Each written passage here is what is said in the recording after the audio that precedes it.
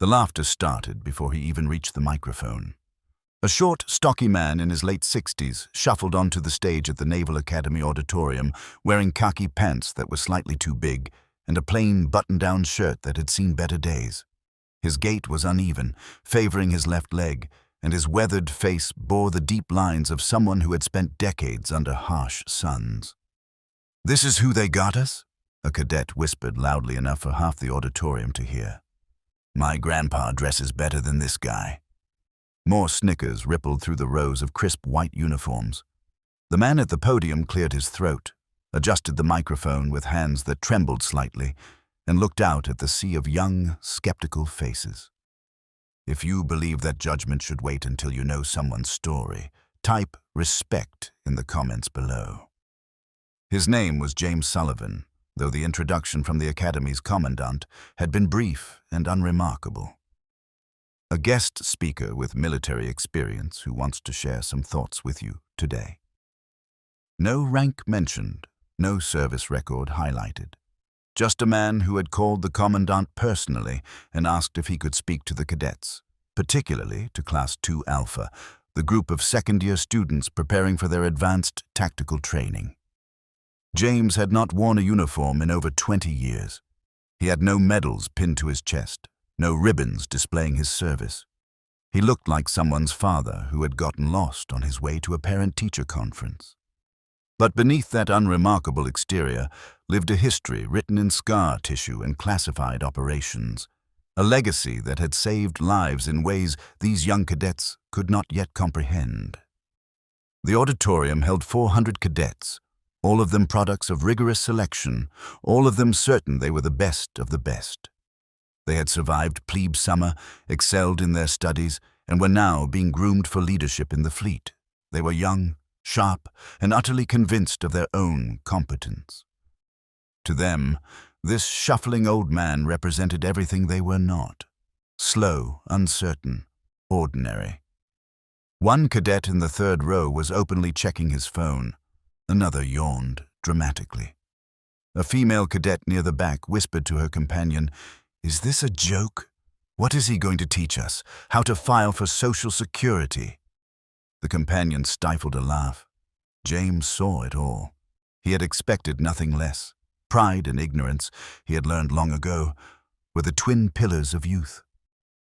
"Thank you for having me," James began, his voice soft, almost apologetic. Several cadets exchanged glances. A lieutenant junior grade sitting in the instructor section shook his head slightly, wondering what the commandant had been thinking. "I know you're busy.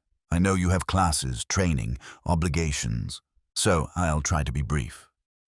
He paused, seeming to gather his thoughts, and the pause stretched uncomfortably long. Someone in the back coughed. "I wanted to talk to you about leadership, about what it means to lead people in situations where everything is going wrong, where the mission is falling apart, where lives hang in the balance." His words were simple, his delivery unremarkable. This was material they had heard 100 times before, from officers with chests full of medals, from admirals with decades of command experience. Coming from this man, it felt hollow. A cadet in the front row, a young man named Brentwood with perfect posture and a prestigious last name, raised his hand. James nodded at him. "Sir, with respect, what exactly is your background? What qualifies you to speak to us about leadership?" The question was polite in its wording, but devastating in its implication. The auditorium went quiet. James looked at the young man for a long moment. "That's a fair question," he said finally. "I served in the Navy, a long time ago." Brentwood pressed. "What was your rate? Your rank?" James hesitated. I worked in special operations." The vagueness of his answer drew skeptical looks. One cadet muttered to another, "Special operations, sure. Probably means he was a cook on a submarine."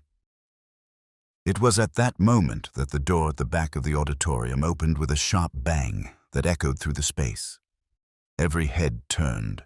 Through the doorway strode Captain Richard Hayes, the commandant of midshipmen himself, his face set in stone. But it was not the commandant that made the blood drain from James's face. Following 2 steps behind was a man in a wheelchair, pushed by an aide. The man in the wheelchair wore the uniform of a Navy commander, his chest heavy with ribbons. His right leg ended at the knee. His left arm hung useless at his side, but his eyes, when they found James standing at the podium, blazed with an intensity that could have lit fires. The captain and the commander made their way down the center aisle. The cadets, uncertain what was happening but recognizing authority when they saw it, sat up straighter. James gripped the podium, his knuckles white. The commandant reached the front and turned to face the cadets. "My apologies for the interruption, but I've just been informed of something I should have known before this assembly began." He turned to James.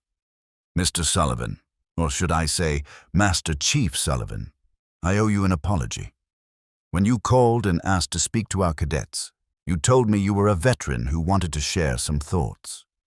You didn't tell me you were Senior Chief Petty Officer James Sullivan, SEAL Team 3, with 26 years of service." The auditorium went dead silent. "You didn't tell me that you held the Navy Cross, 2 Silver Stars, and 4 Bronze Stars with V device." The commandant's voice grew harder. "And you certainly didn't tell me that Commander Parks here owes his life to you." The man in the wheelchair raised his remaining hand, signaling he wanted to speak.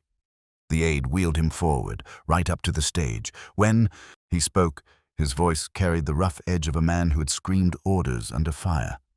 "Cadets, my name is Commander Daniel Parks. 15 years ago, I was a lieutenant leading a SEAL platoon in Ramadi. We walked into an ambush, IEDs, small arms fire, RPGs. It was a slaughter." His voice cracked slightly. "I took shrapnel that severed my femoral artery. I had maybe 3 minutes before I would have bled out. My team was pinned down, taking casualties. We couldn't move. We couldn't retreat. We were going to die in that street." He looked up at James, and there were tears on his face now. And then this man, who was supposed to be 2 blocks away with a different element, heard the firefight. He didn't wait for orders. He didn't call for permission. He grabbed a medic and ran through 200 meters of open ground under direct fire to reach us. The commander's hand shook as he pointed at James. "He took 2 rounds in his left leg.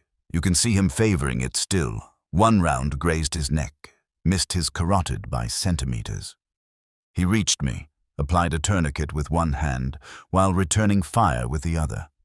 Then he dragged me to cover, directed the medic to treat 3 other wounded, and single-handedly held a position that allowed the rest of my platoon to withdraw. He was the last man out. He carried me 4 blocks to the extraction point. 4 blocks, with 2 bullets in his leg, carrying a man who weighed 195 with full gear." The commander's voice broke completely. "He saved my life. He saved 7 other lives that day, and when they wanted to give him the Medal of Honor, he refused it, said he was just doing his job. They gave him the Navy Cross instead. He still said it was too much."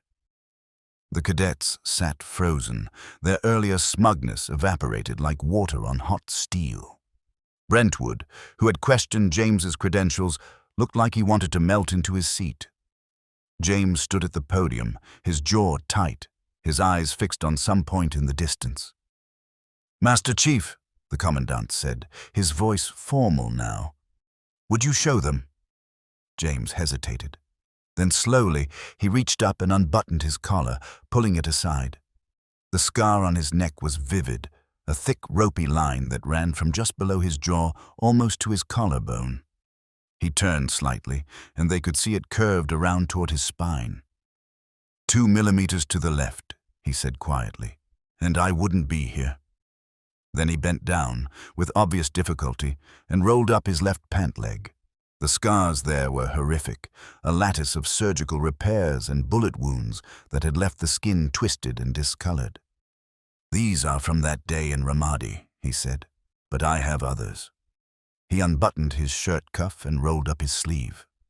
Burns covered his forearm, old and silvered with time. "Fallujah, 2004. Pulled 2 Marines out of a burning Humvee."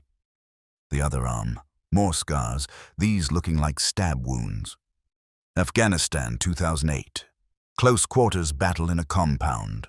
Lost my knife in the first guy. Had to use his. He stopped, rebuttoned his shirt. I don't show you these for sympathy. I show you these because every single one of these scars came because I made a choice. Because leadership isn't about standing in the back and giving orders. It's not about your class rank or your family name or how good you look in a uniform. His voice, which had been soft and uncertain before, now carried the weight of absolute authority. Leadership is about being willing to bleed for the people you're responsible for. It's about running toward the fire when everyone else is running away. It's about putting your body between your team and the enemy, literally, if you have to. The auditorium was so quiet you could hear the ventilation system humming. I came here today because Commander Parks asked me to. He told me that Class 2 Alpha was heading into tactical training, and he wanted me to talk to you about what real leadership looks like. James looked directly at Brentwood. Young man, you asked what qualifies me to speak to you. The answer is 26 years of making decisions where people lived or died based on what I did in the next 5 seconds. The answer is carrying wounded teammates when my own leg was shredded. The answer is being the first one through the door in hostile compounds, and the last one out when everything went to hell. His voice softened again.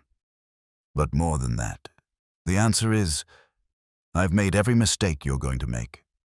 I've been arrogant, I've been cocky, I've judged people by their appearance and been wrong. And I learned, usually the hard way, that respect and wisdom don't come with ribbons and rank. They come from experience, from suffering, from loss. He paused, looking out at the sea of white uniforms, seeing them differently now, seeing the uncertainty and shame on their faces. I don't tell you about my service to brag. Most of it is still classified. I tell you because in a few years, some of you are going to be leading teams in places where the enemy wants to kill you. And when that moment comes, your people aren't going to care about your academy ring or your test scores. They're going to care about whether you'll stand with them, whether you'll bleed with them, whether you'll sacrifice for them.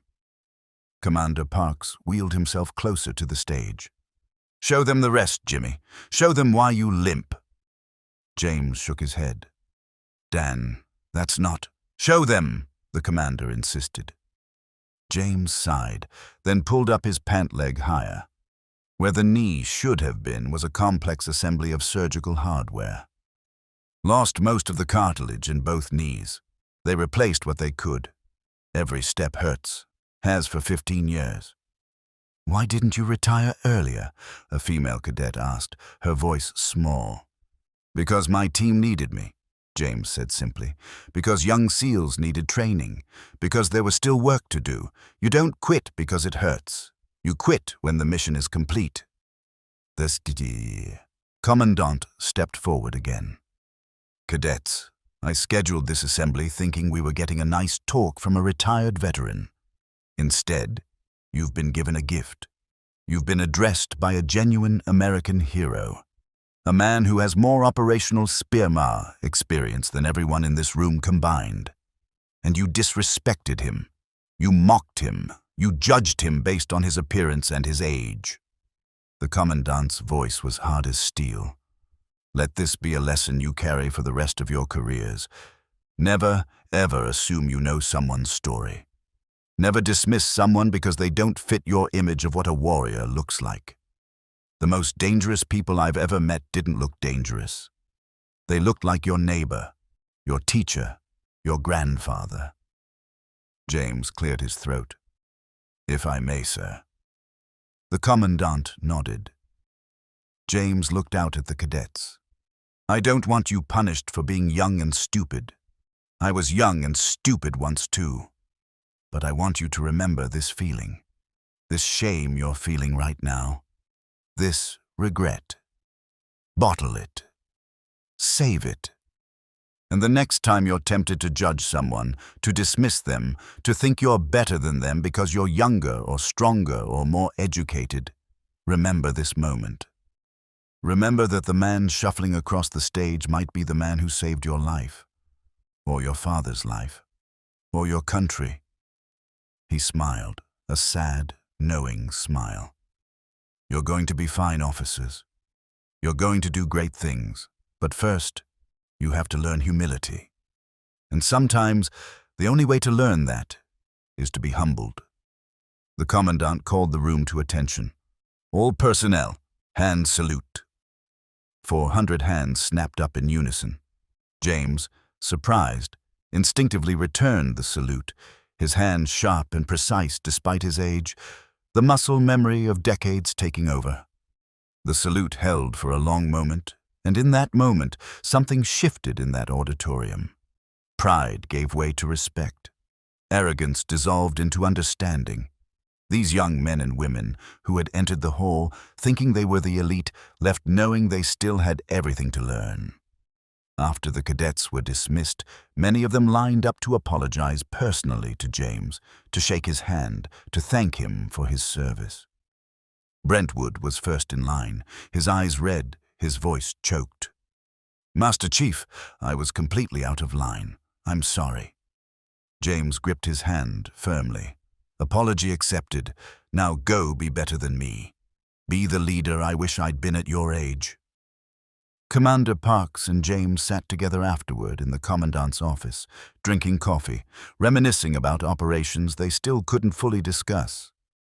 "You didn't have to do that, Dan," James said. "I would have been fine." The commander shook his head. "No, Jimmy, you wouldn't have. You never take credit for anything. You never tell people what you did.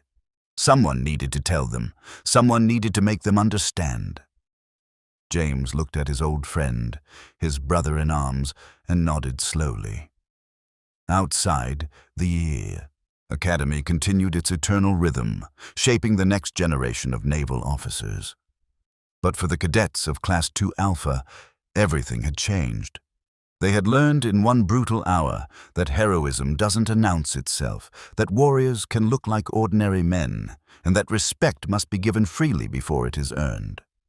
Subscribe to this channel if you believe that every person deserves respect until they prove otherwise, if you believe that heroes walk among us without fanfare or recognition, if you believe that true warriors don't boast of their battles. Share this story if you've ever judged someone by their appearance and been proven wrong. Honor the silent professionals, respect the scarred veterans, and never, ever assume you know someone's story just by looking at them.